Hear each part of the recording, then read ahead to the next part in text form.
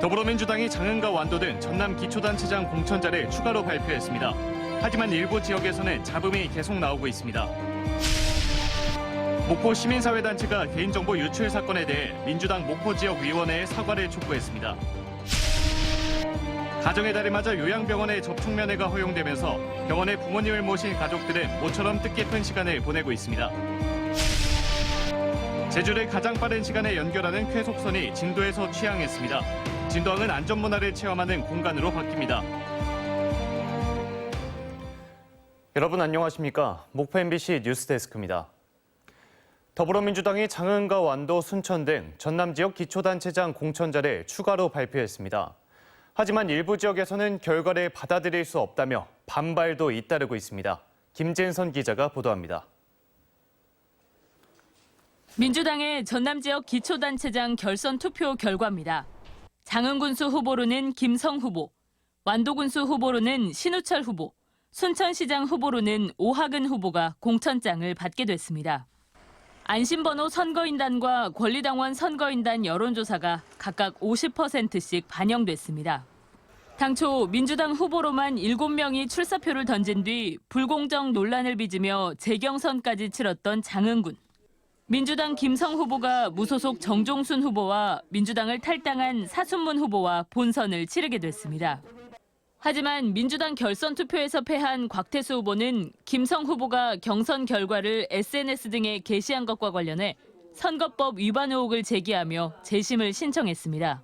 완도군수 선거는 신우철 후보가 민주당 공천장을 받아 3선에 도전하게 됐습니다. 하지만 결선 투표에 나섰던 김신 후보는 권리당원 불법 모집 의혹 등을 제기하며 재심을 신청했습니다. 순천도 잡음이 나오고 있습니다. 당내 경선 결선 투표에서 오하근 후보에게 패한 민주당 허석 후보는 결과에 불승복하며 이의를 제기하고 있습니다. 한편 민주당 강진군수와 무안군수 후보 경선 결과는 내일 발표될 예정입니다. 또 당원 개인정보 유출로 논란이 됐던 민주당 목포시장 후보는 모레 발표됩니다. MBC 뉴스 김진선입니다. 민주당 영암군수 예비 후보들이 내일 재경선을 앞두고 치열한 공방을 벌이고 있습니다. 전동평 예비 후보는 우승희 예비 후보가 경선 과정에서 행한 이중투표 지시 등 불법 경선 행위에 대해 응당한 책임을 져야 한다고 주장했으며 배용태 예비 후보는 불공정한 재경선에 참여할 수 없다며 무소속 출마를 고려하겠다고 밝혔습니다. 우승희 예비 후보는 재경선은 당에서 중대한 사안이 아니라는 판단으로 결정된 것이라며 비방과 허위사실 유포를 중단하라고 요구했습니다. 한편 민주당 영암군수 선거 재경선은 내일 정당원 100% 여론조사로 치러집니다. 목포 시민사회 소통과 연대는 민주당 개인정보 유출 사건과 관련해 더불어민주당 목포지역위원회는 대시민 사과와 함께 유출 관련자를 수사 의뢰해야 한다고 주장했습니다. 시민단체는 또 당원 개인정보 유출뿐만 아니라 지방의원 공천 관련해서도 끊이지 않는 편파성 논란이 일고 있다며 민주당 목포지역위원회는 책임 있는 모습을 보여줄 것을 촉구했습니다. 이정현 국민의힘 전남지사 후보가 오늘 국회의원회관에서 진행된 공천장 수여식에서 특정 정당이 독점해온 정치적인 전남을 삶의 전남으로 바꾸겠다고 밝혔습니다. 이정현 후보는 또 호남 문제는 일자리 해결이라며 경륜과 인맥을 갖춘 본인이 전남지사의 적임자라고 자평했습니다. 김동완 전남교육감 예비후보가 5월 가정의 달을 맞아 학교 밖 청소년을 실질적으로 지원하는 정책을 발표했습니다.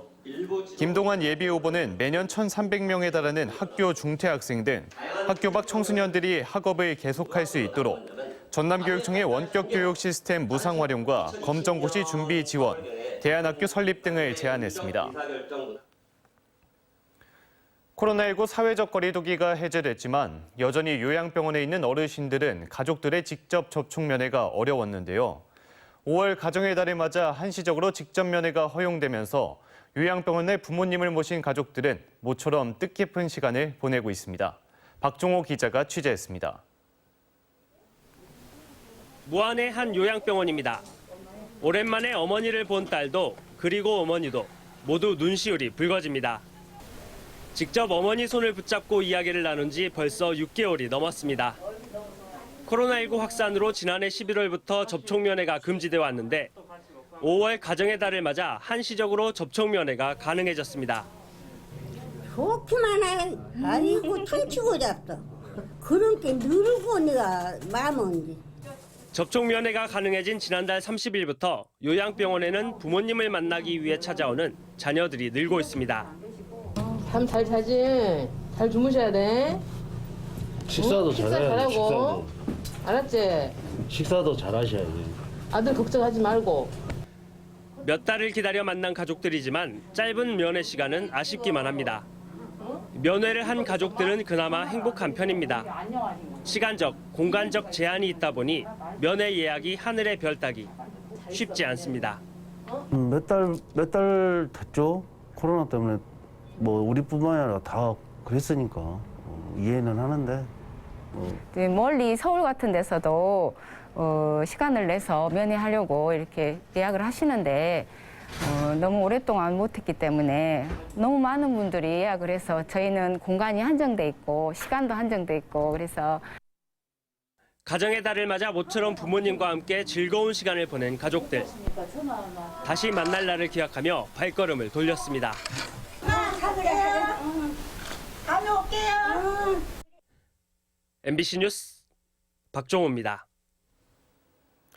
어린이날인 어제 전남 지역 코로나19 확진자가 1,298명으로 하루 전보다 600여 명 줄었습니다.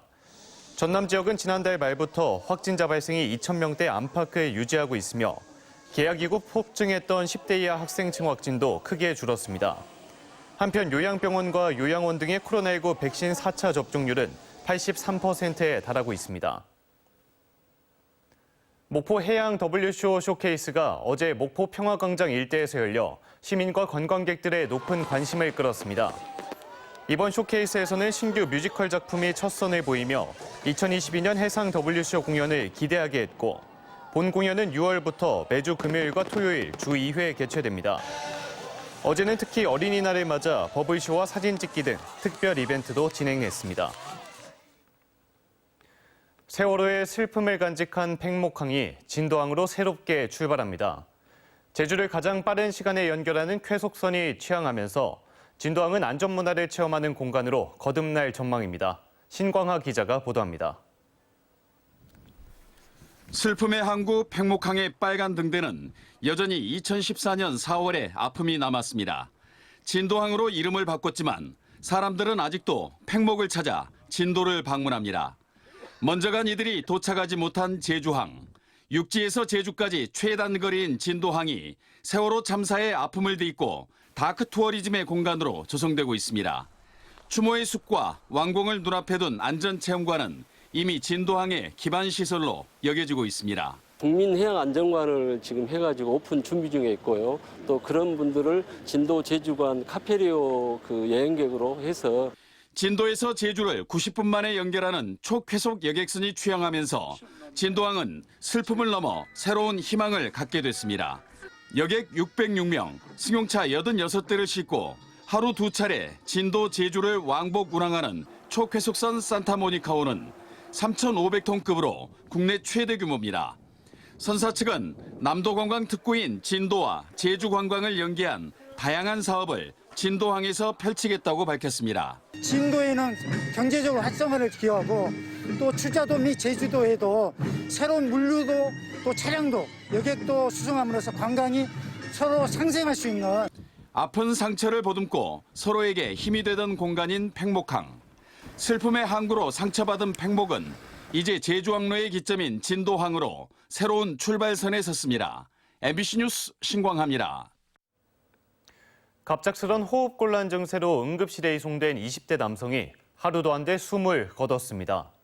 그런데 진료 과정에서 채취한 이 남성의 혈액에서 치사량의 마약 성분이 나왔습니다. 경찰은 마약이 투여된 경위 등을 집중 조사하고 있습니다. 임지은 기자의 보도입니다. 어제 새벽 4시쯤 승용차를 타고 집으로 향하던 20대 남성이 호흡 곤란 증세를 보여 병원으로 후송됐습니다. 대학병원 응급실에서 치료를 받던 이 남성은 15시간 만에 숨졌는데 의료진이 혈액 채취를 하는 과정에서 0.623 마이크로그램, 치사량 수준의 마약 성분이 검출됐습니다. MDMA, 암페타민 게 이게 마약 성분인데 이게 7사람 이상 나왔어. 이 정도면 무조건 사망한다는 거예요. 숨진 남성의 몸에서 검출된 마약 성분은 엑스터시와 케타민. 주로 클럽과 파티 등에서 투여 사실이 적발돼 무리를 일으키는 약물입니다. 경찰 조사 결과 이 남성은 병원에 옮겨지기 1시간 전인 새벽 3시까지 친구 2명과 광주 한 클럽에서 4시간 가까이 논 것으로 확인됐습니다. 경찰은 이 일행이 방문했던 클럽에서 마약을 투여한 사실이 있는지 내부 CCTV 등을 분석해 확인한다는 계획입니다. 클럽 관계자는 내부 구조상 마약 투여를 할 수 있는 영업장이 아니라며 관련성을 전면 부인하고 있습니다. 들어가 보세요. 누가 먹일 수 있는 환경이 아니에요. 저희는 눈도 없고 가게 곳곳에 지금 영업할 때 앞에다 마약 관련해서 배너 세우고. 경찰은 숨진 남성의 시신을 부검해 정확한 사인을 밝히는 한편 일행 2명을 상대로 마약 투여 사실이 있는지 마약 성분이 나오게 된 경위 등을 집중 조사할 계획입니다. MBC 뉴스 임지은입니다. 지난 1분기 전남 지역 수출액이 119억 8천만 달러를 기록해 지난해 같은 기간보다 33.4% 증가했습니다. 품목별로는 석유화학 제품이 49억 달러로 33.2%, 광물성 연료가 40억 달러로 95.2% 각각 증가했으며 국가별로는 중국이 29억 달러로 가장 많았고 베트남과 미국, 호주, 일본 순이었습니다. 농수산식품은 김과 전복 등 품목의 호조로 26% 증가한 1억 4천만 달러 상당을 수출했습니다. 2022 장보고 수산물 축제가 오는 8일까지 완도항 해변공원과 신지 명사심리 일원에서 이어집니다. 주말과 휴일에는 전국 해변 노르딕 워킹 행사와 완도 국제 해조류 학술 대회가 열리고 문화예술 페스타 등 각종 공연도 이어질 예정입니다.